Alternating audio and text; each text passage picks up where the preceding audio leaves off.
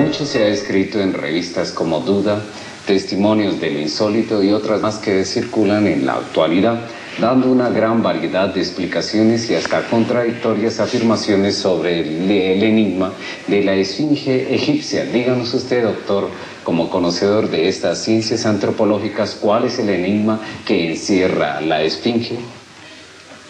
Interesante pregunta. La esfinge ciertamente simboliza los grandes misterios esotéricos de la antigüedad. Las garras del león representan el fuego, las alas representan el aire, la cabeza de hombre representa el agua, las patas del toro representan la tierra. Antiguamente la esfinge estaba coronada con una corona de 9 puntas para simbolizar la 9ª esfera, es decir, los misterios del sexo. En el fondo, la esfinge representa a los mismísimos misterios del sexo. Indubitablemente, la esfinge fue traída del Atlántico. Se le usó en la Universidad de Acaldana. Estuvo en el sur del África, que antiguamente se llamaba Grabonce, y posteriormente se le estableció definitivamente en Egipto. El Colegio de la Esfinge se dedica a los misterios esotéricos de la naturaleza y del cosmos. Por eso es grandioso el Colegio de la Esfinge.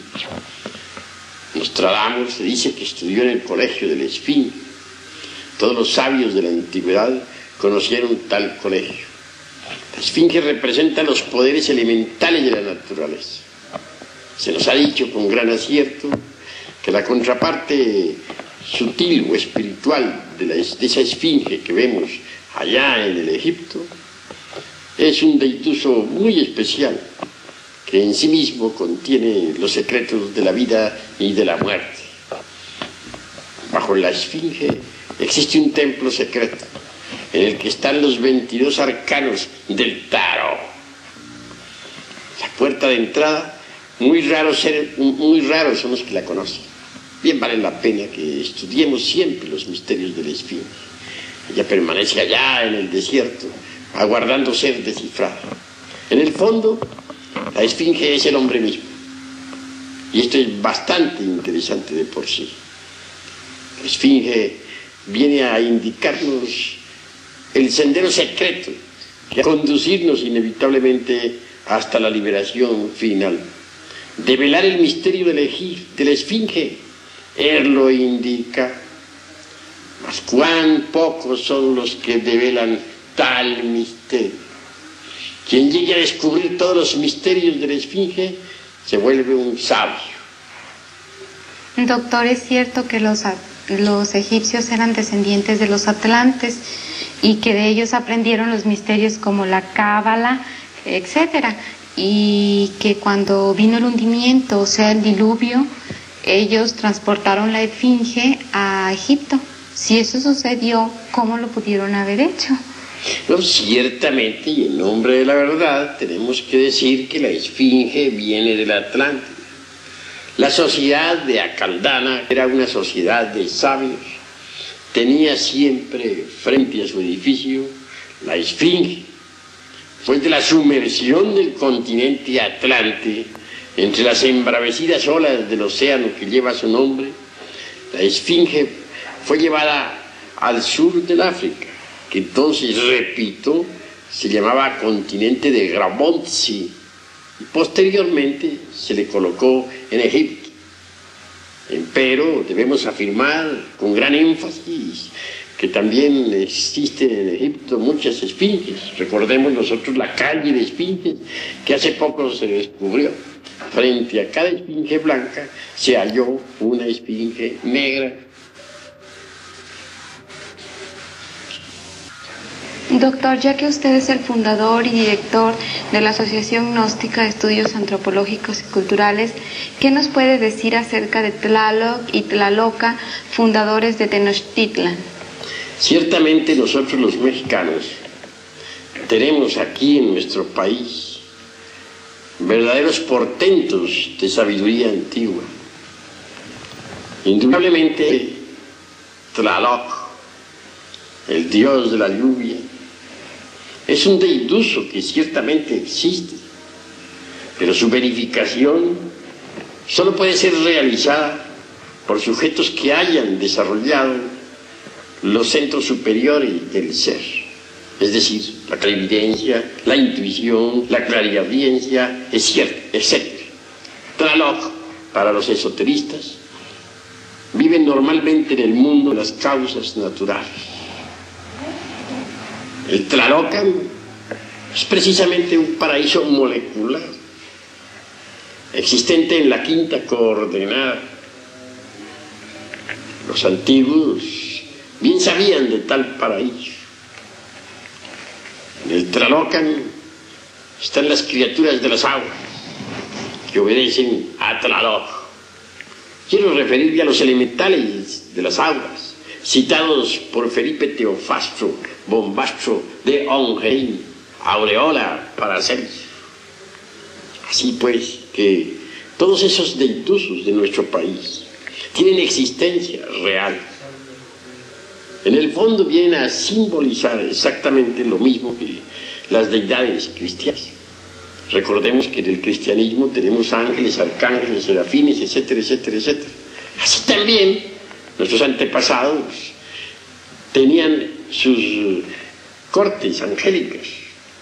Incuestionablemente todos los deitusos de nuestros antepasados eran ángeles. Son los mismos ángeles del cristianismo. Bien vale la pena que reflexionemos en todo eso. En cuanto a otros personajes, hay que reflexionar un poco. Quetzalcóatl, por ejemplo, es Cristo mexicano, un hombre que encarnó en sí mismo el verbo, la palabra, una viva representación del Dios interior profundo. Se nos habla también de la gran Tenochtitlán. Indubitablemente que Huitzilopochtli fue el fundador el esotérico de la gran Tenochtitlán. Huitzilopochtli es como un arcángel para los antiguos. Y en cuanto a nosotros, los miembros de la Asociación Gnóstica de Estudios Antropológicos y Culturales, le seguimos en el fondo recordando con gran amor. Es decir, le rendimos culto en nuestro corazón.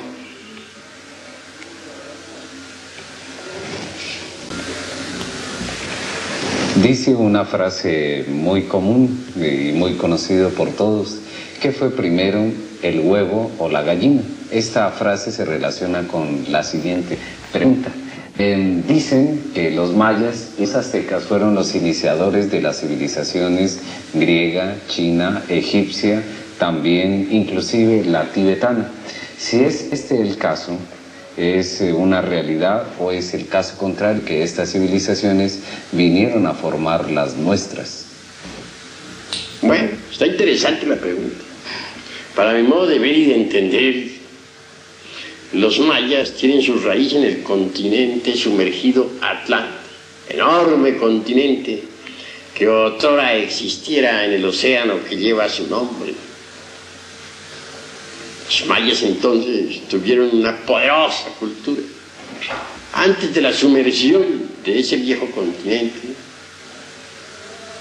acaecida con el famoso diluvio universal, citado en tantas escrituras religiosas, los mayas emigraron, ya hacia el Tíbet, ya hacia la India, ya hacia el Egipto, ya hacia Guatemala y Centroamérica, o Yucatán, etc. Así pues, los mayas fueron grandes civilizadores. No está de más recordar que algunas pirámides que actualmente existen en Egipto son de origen maya. Tampoco está de más recordar que aquellas palabras solemnes que el gran Kabir Jesús, el Cristo, pronunciara en el Gólgota, Elí, Elí, lama sabachthani, son mayas, traducidas exactamente al español por cualquier indito maya.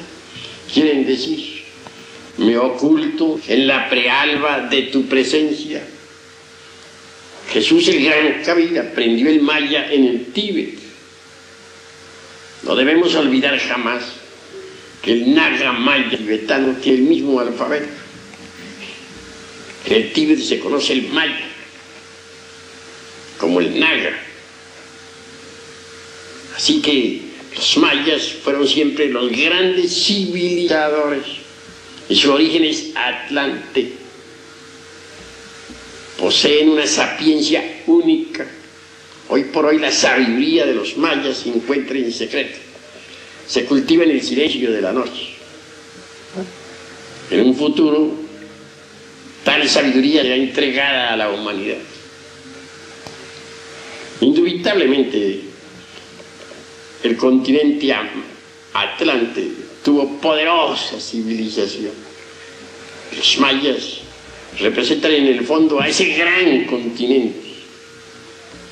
La sapiencia de los mayas se ocultó entre los monasterios tibetanos o en las pirámides de Egipto o de Yucatán. Muy pocos son los seres humanos que han podido conocer tal sapiencia. Los mayas conocían la energía atómica, etcétera, etcétera, etcétera.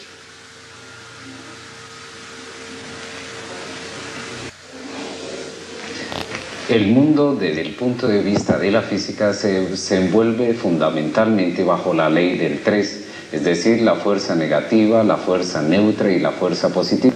¿Tiene que ver esto con los fenómenos cósmicos, doctor Samael? Y otra pregunta, ¿existe otra ley cósmica más superior que la ley del 3? En realidad la ley del 3 es fundamental.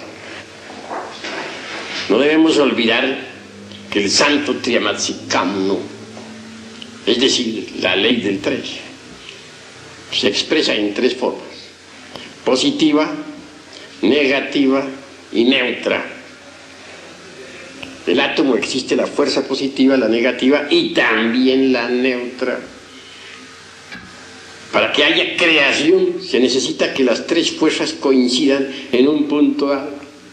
Lo contrario, la creación sería imposible.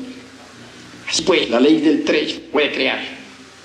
Pero para que exista un cosmos organizado, se necesita la ley del eterno hepta para parchinok, es decir, la ley del 7.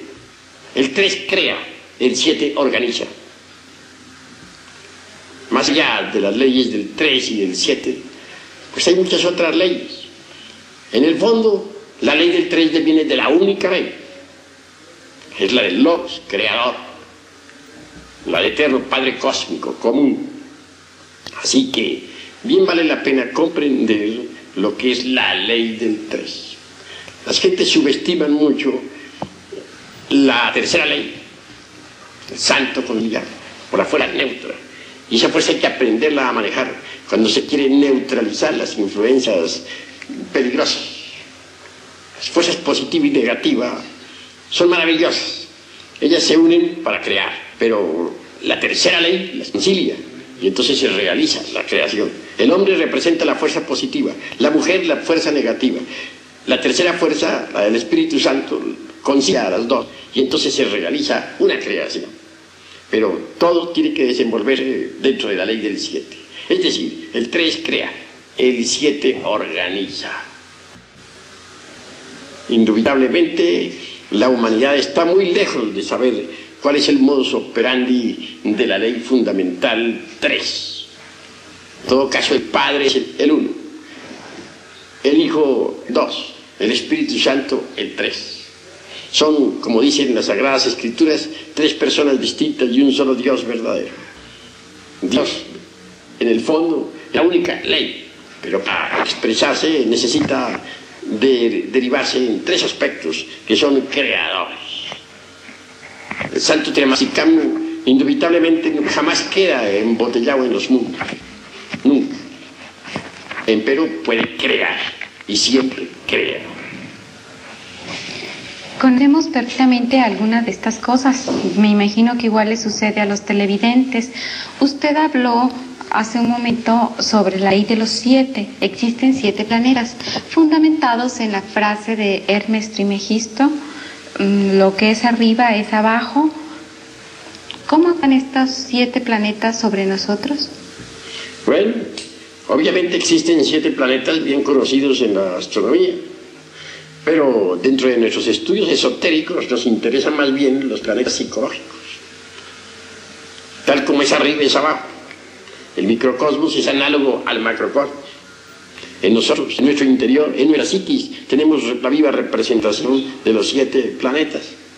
Empero, existen transmutaciones metálicas durante el trabajo de autorrealización íntima del ser. El viejo de los siglos, Saturno, debe convertirse en el niño, la luna. El Júpiter tonante que llevamos dentro debe transformarse realmente en el Mercurio de los sabios, en la inteligencia, en la sapiencia. En cuanto al guerrero belicoso, Marte, debe convertirse en nosotros en el Venus del amor. En el fondo, en el centro, queda siempre el Sol, como dador de toda vida. Así pues, dentro de nosotros deben verificarse ciertas transmutaciones metálicas importantes en la alquimia. Uno de los escritores más famosos esotéricos ha sido Lobsang Rampa, que ha escrito sobre viaje astral. Las juventudes actuales lo comentan mucho, pero hablan solamente de la parte práctica y vivencial. Doctor, queríamos preguntarle que nos aclare definitivamente si el viaje astral es algo intelectual o es algo eminentemente práctico. Con el mayor gusto contestaré, Aida. Ciertamente, el viaje astral es una realidad, como lo dice Martin Lobsang Rampa. El hombre auténtico, incuestionablemente, posee un cuerpo astral. Este es un cuerpo maravilloso, extraordinario, y sabe usarlo a voluntad. La parte práctica de esta cuestión es muy fácil.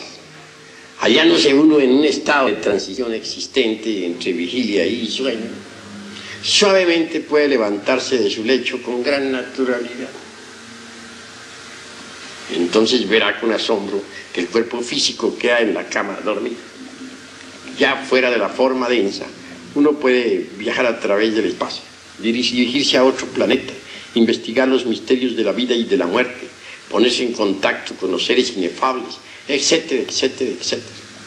En todo caso, lo importante sería aprovechar el estado de transición existente entre la vigilia y el sueño, y al levantarse, hacerlo con gran naturalidad.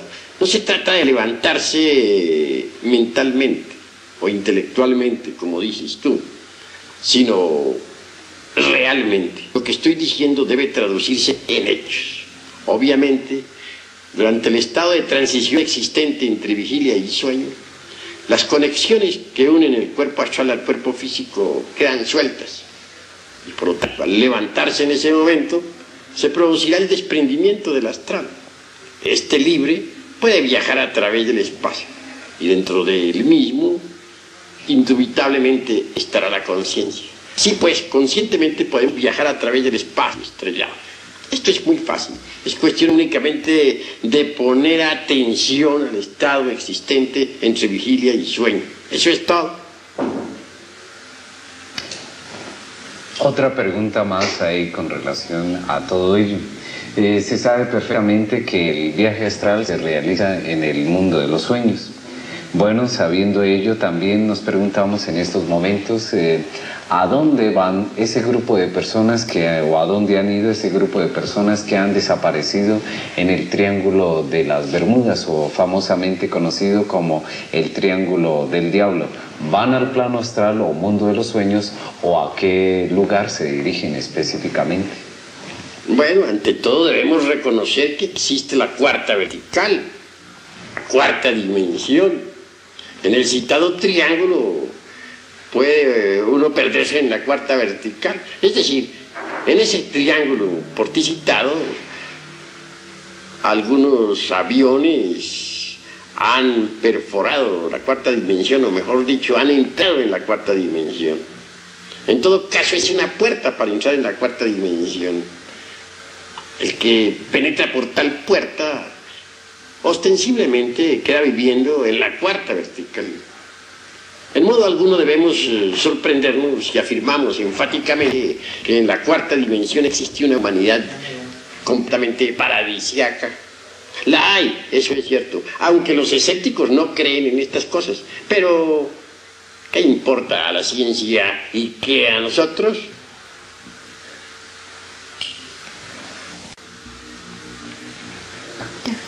Doctor, finalmente he observado minuciosamente que tanto las esculturas mayas como los aztecas resaltan constantemente el simbolismo de la serpiente.